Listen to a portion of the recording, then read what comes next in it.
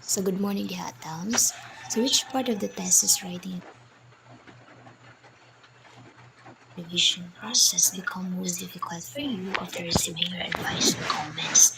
So after na mo ma-receive sa mo ang advisor's comments was the revising the abstract and chapter 2, the review of related literature. So challenging siya kay need jud siya ma-align with our writing with the required structure, improve clarity, niya ensure consistency in terms and interpretation. So while still staying true to our data and research design. So what difficulties did you experience either in managing your time or in obtaining the money and materials required for completing your thesis? So diri ang part is challenging jud kayo siya para sa amo during our thesis journey. So pag mag-ingon tag pag-manage sa among oras, kay very challenging pud siya. Kay imagine kabalutang ang third year karong loaded jud kay sila kay daghan na kay sila subject. Imagine 10. Human mong ginabuhat ani is ginamanage ra gyud namo ang oras biskan unsa ni kabis ginatagaan jud namo og oras at in research kay ug di ka makapasa ani na walay jud.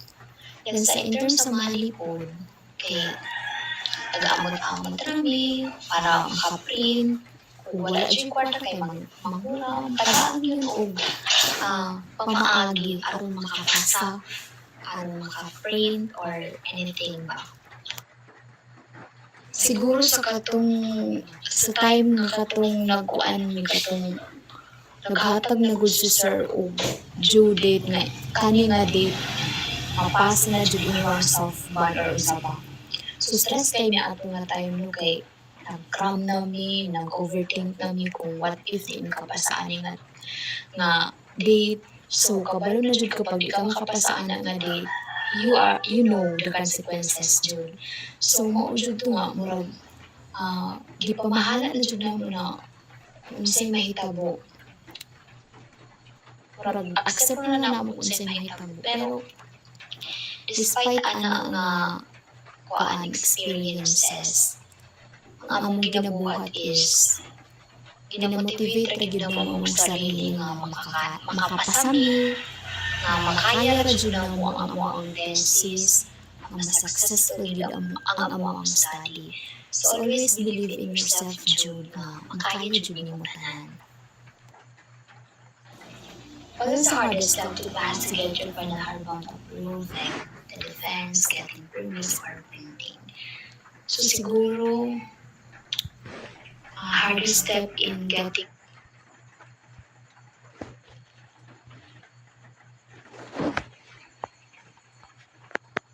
my final hardbound approved was passing the oral defense jud. Okay, kailangan dyan makatubag dun sa panel jud. So it required thorough preparation, clear presentation of the study, and confident kang response to the panel's questions. So bahalag kulbaan na kadiha. So tubag ra jud ang pangutanan nila. Kung sa ilang mga pangutanan, just answer their question confidently.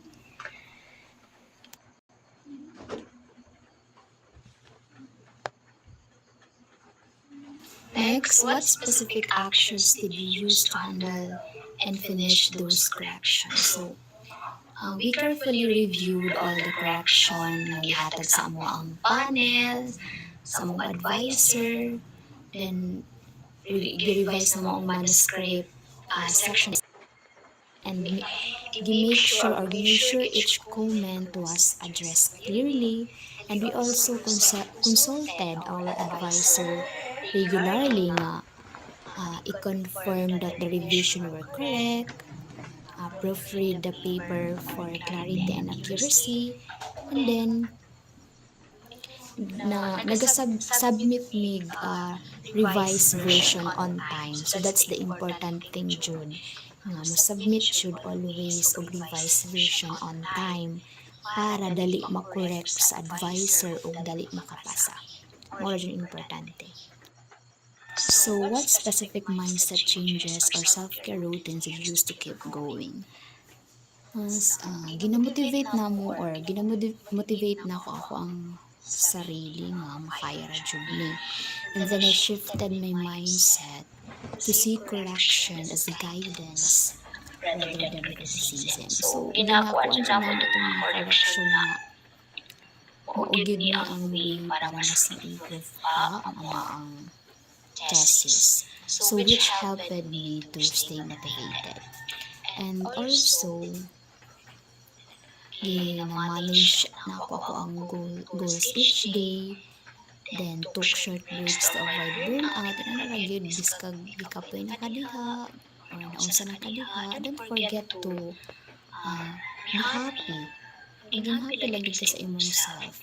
And then, made time for the rest and prayer, which helped me to stay focused and then positive to the revision process. So, maging happy lang jud always. So, how did you successfully manage the order of the hard-won stages, finding money for painting, meeting the final deadlines, or handling defense feedback? Siguro by planning ahead and prioritizing each requirement jud. So, what do you call this, nag-spend jud mig money, sayo pa nagkuan jud mi, nagtigom jud mig kwarta for printing, and then we created a clear timeline to meet all final deadlines, and we immediately jud address the defense feedback one by one. So, and then naga regular mig communicate sa amo ang advisor, which help ensure that all revision were correct, and also allowing us to complete the hard-won requirements smoothly and on time. So who supported you most during your thesis? Friends, family, advice, etc. And exactly how did they help you get through a difficult problem? So during my thesis journey, Jude, one of my supporter Jude is ako ang family Jude.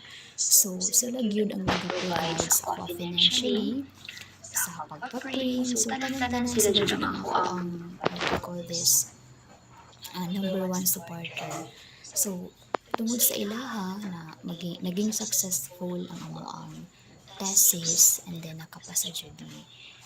And most especially po, nagpasalamat po ko sa kuwang friends kay naay times nga nagalibre na kong print and etc. And then most especially our advisor's support. So nagapasalamat jud ko sa support sa among advisor during our thesis because she gave naghatag din siya clear guidance and revisions, and then she explained difficult comments patiently. So biskag dagan kay mig mga pangutan sa iyaha, she guided us patiently jud. So biskag busy siya, pero ang iyahang support sa amoa kay nagpabilin, and then buutan jud kay siya sa amoa. And also, nakatabang siya sa ako to stay focused when I felt overwhelmed jud. So, iyahang feedback kay nag-encourage sa ako or nakatabang sa ako to solve my problem step by step and complete our thesis successfully. So, what did you learn about the writing process or dealing with correction? So, I learned, Jude, that revisions are normal, and then importante jud siya nga part of the writing process. And also, na-realize na ako that addressing corrections immediately, and then